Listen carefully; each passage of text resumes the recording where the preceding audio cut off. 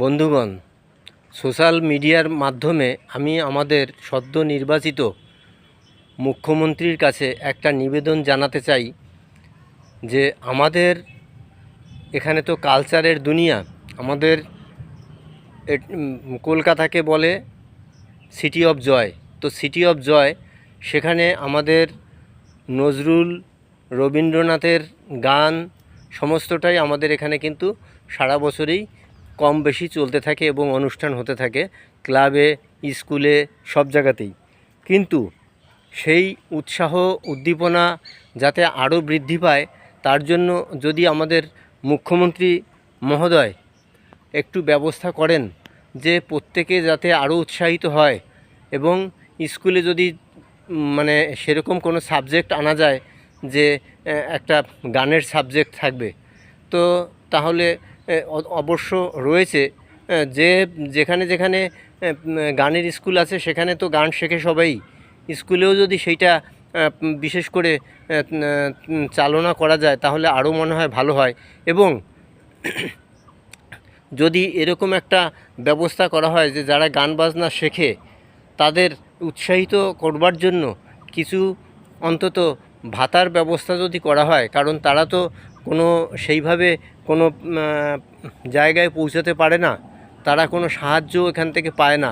আর গান বাজনার যা খরচ, হারমোনিয়াম কেনার যে খরচ, তবলা, হারমোনিয়াম, পারকাশনের যন্ত্র, আরও যারা গিটার শেখে বা যারা নাচ শেখে, তো তাদের উৎসাহিত করবার জন্য যদি কিছু আর্থিক সাহায্য করা হয় এবং যারা গান বাজনা করে সেই গান বাজনার সার্টিফিকেটের উপরে যদি কিছু সাহায্য করা যায়, সেইটা নিয়ে যদি একটু ভাবেন তাহলে আমার মনে হয় কালচারাল দিকটা আরও জোরালো হবে এবং প্রত্যেকে কালচারালমুখী হবে। এখন দেখুন মোবাইলের দুনিয়া, এই যে মোবাইলের সাহায্যে আপনার কাছে এই ইনফরমেশনটা যাবে কি যাবে না সেটা আমি জানি না, তবে আমার মনে হয় অবশ্যই যাবে।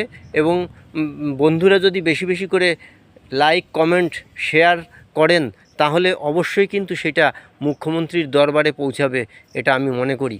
এবং মুখ্যমন্ত্রীর কাছে এই বার্তাটা পৌঁছালে মুখ্যমন্ত্রী হয়তো সেই ব্যাপারটা নিয়ে কিছুটা হলেও কিন্তু ভাববেন, আমার এটা ধারণা।